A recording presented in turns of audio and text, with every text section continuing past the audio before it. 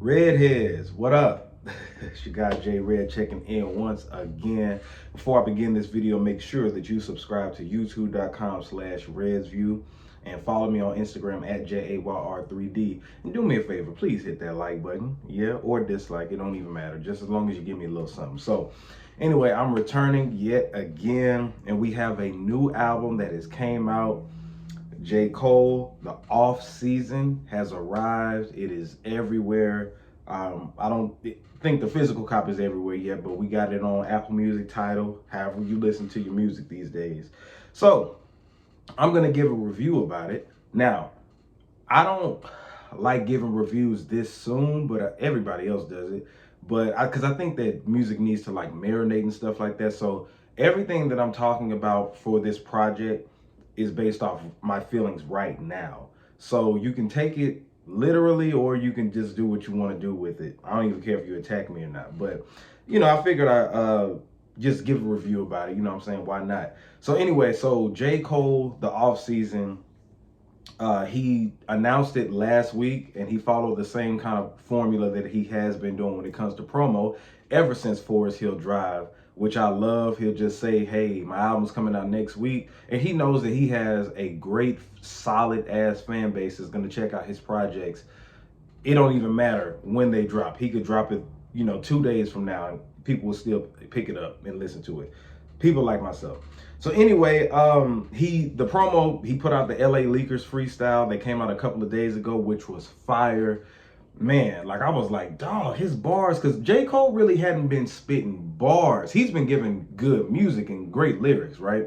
Great content, but he hasn't been spitting bars like we know him from the mixtape circuit, you know what I'm saying? So when I heard him on the LA Leakers freestyle, when he did the Mike Jones Steel Tipping beat, oh my God, he destroyed that shit. Like, just murdered it with the modern flow, you know what I'm saying? I'm not too much a fan of the modern flow, but hey, like for what he's doing with it, I'll get to that later. But yeah, so I just want to address the people who was tripping about him in the Bill Cosby line. Shut the hell up. Like, y'all shut up, man. Like, people are too sensitive these days. I can't stand this type of society the culture that we live in is so PC. It's just like, come on, man. Like, it's hip hop. Just like you have comedy, you have hip hop. It's raw, it's gritty, it's whatever. They're bars. Like, just shut up, man. Y'all really overdoing it with the Bill Cosby line. So anyway, let's get into the album. So I was listening to it last night. I was coming from Ackworth, right?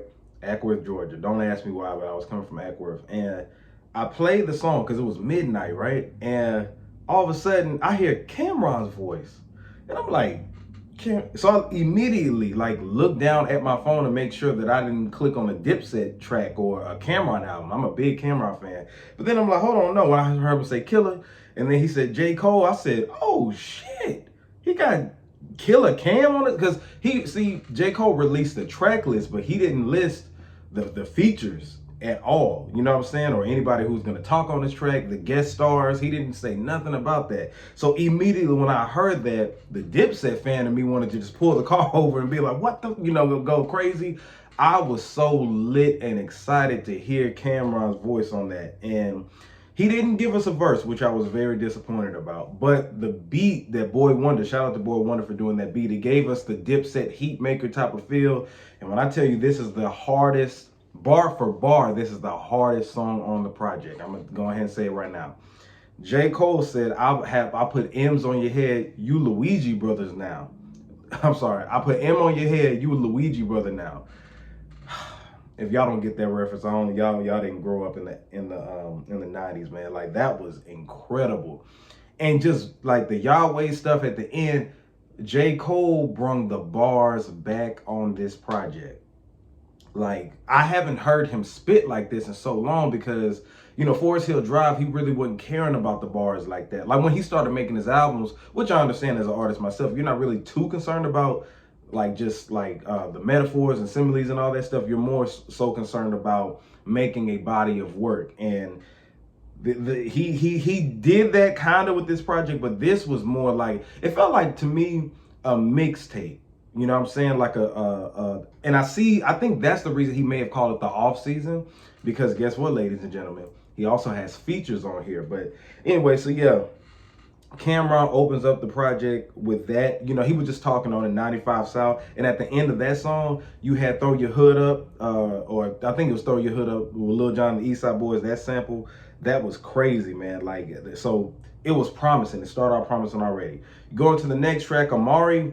Now this was a Timbaland joint, but he came with the modern flow. The beat sounded pretty good, but I was expecting more from a Timbaland type of beat. But you know, it pretty much carried the album. You know what I'm saying? Like it carried it going into what else was coming next. But I'm not gonna go through track by track. Y'all make sure y'all check it out. I'll just name my favorite tracks or some tracks that I may have not liked. But yeah, like I said, the bars are back.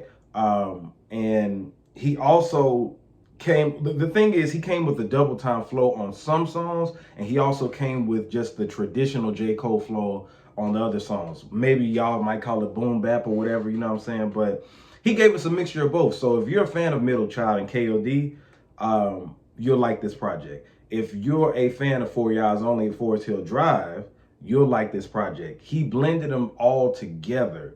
Now, I can say personally, I wasn't a fan of the middle child song or whatever. I like what he did with it. I'll get to that later. But anyway, so other good things about it, he's working with different producers.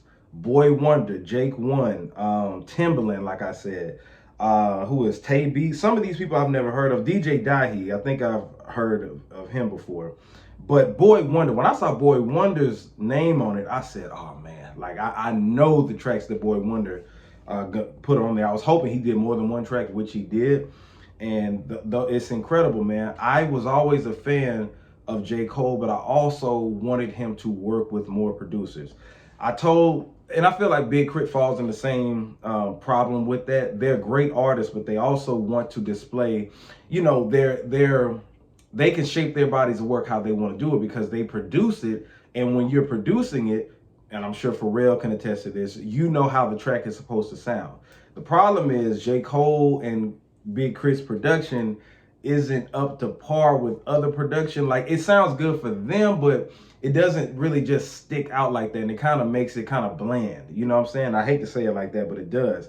Now, some of J. Cole's production is cool, but I think that at this point in his career, he's proved to us that he can go platinum with no features. He's proved to us that he can produce his whole album, go platinum, be successful, whatever like that. Now, the last couple albums, he kind of switched it up. He worked with T-Minus and Elite, I think, just different producers. But I've always wanted him to work with a Pharrell, a Timbaland, a Swizz Beatz, just somebody different, you know what I'm saying, to just get a different sound from him. Because as an artist myself, when you're rapping over other instrumentals, or if you're in the room with the producer making the beat, you can tell them what they want to hear, and you got two heads instead of one at the end of the day. So I applaud J. Cole for opening it up, reaching out to other producers. It's pretty much a different producer on each song on the album. But like, I want to go back over, when I say it's like a mixtape, it's like because he's spitting the bars, you know what I'm saying? And then the fact that he has features on here, and the fact that it's called the off season. Like, when you say off season, you know, it's time off to get your stuff together, right? And I watched his documentary, and he was talking about, like, and I'm paraphrasing here, that he wants to be able to, like, your favorite rapper gets to the point, you know what I'm saying, where they're successful and they're living in the moment, but he wants to be remembered and wants to be able to keep elevating his style and formula and stuff. And that's what he's pretty much been doing the last couple of years. 4 Yards Only sounds different from Forest Hill Drive. KOD sounds different from Forest Hill Drive and 4 Yards Only. But this project feels like he went back to that. He's cocky J. Cole. You know what I'm saying? Like, on some of these songs, he's going in, especially Applying Pressure. You know, it's time for him to be able to, you know, be braggadocious, because that's what he was in the beginning. Like, as a MC, you're always larger than life, or you paint a picture that's larger than life. And that's what J. Cole was doing originally on some of his mixtapes. Even though he still had the content there, you want to be able to display your lyricism. And that's what I've been missing from J. Cole. Him being able to spit those bars. Even though bars aren't really just the hot trends right now, he showed me on this project he still had it. But I think the reason he called it the off season is because he normally doesn't do this type of stuff. You know what I'm saying? I'm thinking that this is gearing up for his last project, which I believe is called The Fall Off. I hope that's not his last project, but I think he's shaping everything up. He, like I said, he took a dose of Middle Child and took a dose of 4 Eyes Only and a dose of KOD and just mixed it all in together. And then another reason I feel like it's a mixtape, because it's really not any type of theme for this project. You know what I'm saying? Like his, like 4 Eyes Only, he was telling the story. Forest Hill Drive, he was telling the story. KOD was telling the story. Unless I'm missing it, I got to go back and listen to it some more. This doesn't feel like a themed album as far as like a story. You know what I'm saying? Like it feels more just like a project that he's putting out to satisfy his listeners and show his growth as an artist. Because I'm telling you, it's like it's top notch. You know what I'm saying? Even though I'm not too much a fan of his modern flow, I think that him adding his lyrics, it's like it just comes second nature to him. You know what I'm saying? So, and I understand why he had to go with the modern flow. You know what I'm saying? Like, I think that he wants to be able to reach a different audience. Drake has done it. Kendrick, I don't think has done it yet, but you know, Drake, for example, or Jay-Z for that matter, like Nas, most of the greats do it. They either work with different producers, switch up their flow a little bit. Like Jay-Z started rapping kind of like the Philly rappers a little later on after the Blueprint and stuff like that. You get inspired and you want to do other things. Like J. Cole went on tour with Young Thug, or Young Thug went on tour with J. Cole, opened up for him. And he's really adapted to these new wave of artists, which I'm not too much a fan of all these new waves as artists, honestly, anyway. So let's one track in particular, Let Go of My Hand, he's talked about the scuffle that he had with Diddy. And it's ironic because I forgot all about that. I was just reading up about J. Cole again, and I remember that story that him and Diddy got into it. And I didn't know that they actually got into a fight, but he actually addressed it on this particular song, Let Go of My Hand. But just a quick glance at some of the tracks. Like I said, My Life, right? My Life was pretty decent. 100 Mil was pretty decent. Pride is the Devil featuring Lil Baby was pretty decent. But my personal favorite tracks are, and I wrote them down just so I'm not tripping, 95 South, of course. Hunger on Hillside, that's the last song on the project produced by Boy Wonder. Whatever that sample is, they looped it and J. Cole just murdered it, man. The beat is cold. And it makes you be like, oh man, like that's it. This album is only 39 minutes, keep in mind. You know what I'm saying? It damn near feels like an EP kind of, but yeah, it's only 39 minutes. The songs are real quick, which seems to be the trend nowadays. The Climb Back. Now we got the Climb Back. I want to say, was it last year? Did he release that in Lion King on Ice? Let me know in the comment section. I want to say that was last year he released it, but the Climb Back, I always loved that song. He produced it, which was a pretty dope record. He gave enough bass in it. I like his flow. And overall, I just think that J. Cole has progressed when it comes to his flow and lyrical capability, his hooks, all that good stuff. Like it's, you know, evident with, you know, tracks like Middle Child and things like that. But it's a couple of things that I didn't like about this particular project. For one, like I said, it feels like something you put out. I don't think it's a classic, you know, by any stretch of the imagination. It's too early to say that, but I think that it's a solid piece of work. But like I said, I want to go back on the modern flow. It's like you want to be able to not get stuck into the, I guess, the old nigga way. You know what I'm saying? I guess because he's 36 years old now. And I guess that, you know, you don't want to get stuck in a box. But I don't think that J. Cole is really even I think, honestly, he's doing this because he wants to do it. I know he wants to reach people and stuff, but it doesn't, even though he's using the modern flow, it doesn't feel like he's trying to make hit records. Now, if you were a J. Cole fan like I am, and you came up off of listening to the Warm Up, the Come Up, and Friday Night Lights, you're more of a fan of that sound from J. Cole, his original sound, which reminds you of a Nas. You know what I'm saying? Like it's that element, the way that he's from the South, which Carolina definitely, you know, is the South, but he sounds like a New York artist. Like his flow is just it's so unique. You know what I'm saying? Like an AZ or a Nas. He reminds me of AZ kind of mixed with Nas. He got the pitch of AZ, but he has the flow like Nas, you know what I'm saying? But I'm more of a fan of that sound. Like I told you, I was not a fan of Middle Child. Like if I have to spin the record, I'll do that. I think it bumps, it jams, you know what I'm saying? But it's just, it was cool, you know what I'm saying? But everybody else loved it. The people who love Future, the people who love Lil Baby, Young Thug, that track was for them, you know what I'm saying? The clubs love it. So I was really happy that he made a song like that, but I am not a big fan of, you know, the middle child type of flow that he did, which he did on some of the songs on here. The auto tune was cool on some of the tracks, but like the track that came after 95 South, what was it? Amari? The beat was dope, and it wasn't a bad song, but it kind of sounded like Future. It gave me that what was it? March Madness type of flow. You know what I'm saying? Which I say, you know, is cool, but I'm not I like some of Future's songs, but I'm not a fan of Future. I like some Lil Baby songs. I'm not a fan. You know what I'm saying? I like some of Thug's songs, but I'm not a fan. So I think he's reaching a type of audience with that, which is cool. But some of the songs he used auto-tune on was, you know, it was all right. You know, it was pretty straight. Now, the features. We've all wanted a J. Cole album in the last couple of years with some features, right? He was doing that on his first couple of projects, right? But since Forest Hill Drive, he may have had a singer or two, but he hasn't had any guest features as far as rappers. So the fact that Cameron didn't have a verse, and then the fact that you got Lil Baby and 21 Savage, right? They're not bad rappers by like at all. You know, they're pretty cool for what they do.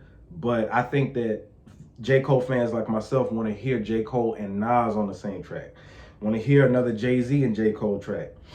Cameron, a Kendrick feature, you know, a Drake feature. Even though he's done some of these before, I think at this particular point in his career, we want to hear classic records. And I don't honestly see Lil Baby and 21 Savage having classic records with J. Cole. They have cool, dope records, like a lot with 21 Savage. You know, when he had J. Cole on the album, it was dope. You know what I'm saying? But I don't think they're like classic features like that. So I was a little let down. When I heard him, I was surprised. I was like, oh, snap, he got features. Because like I said, the track list that he released, it didn't really say anybody that was featured on the project. So I was like, oh, man.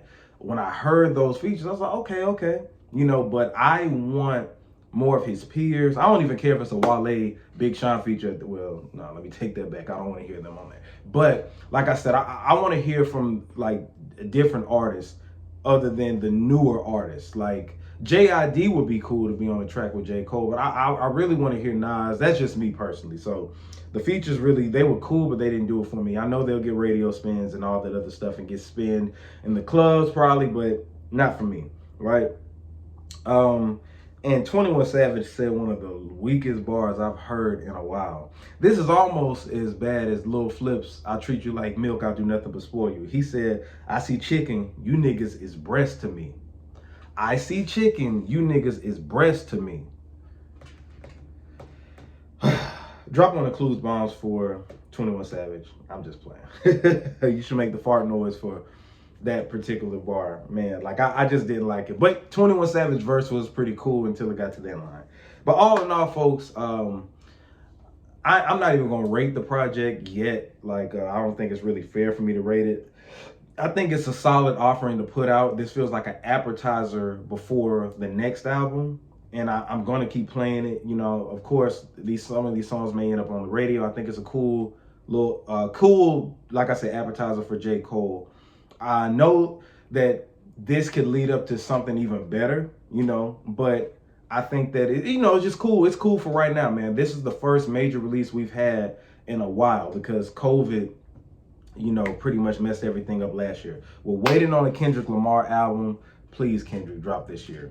And Drake, and we're looking forward to a Drake project too. But anyway, this is my review about it. I guess if y'all gonna push me to rate it right now, I would give it like a 7 out of 10, but it's too early to be determined. I'll let you know a little later on. But anyway, subscribe to youtube.com/RedsView, R3D's Visit RedsView.com to get your RedsView t-shirts. Donate to the Cash App and the Patreon. Become a Patreon on Patreon. Follow me at JAYR3D on all social media, preferably Instagram.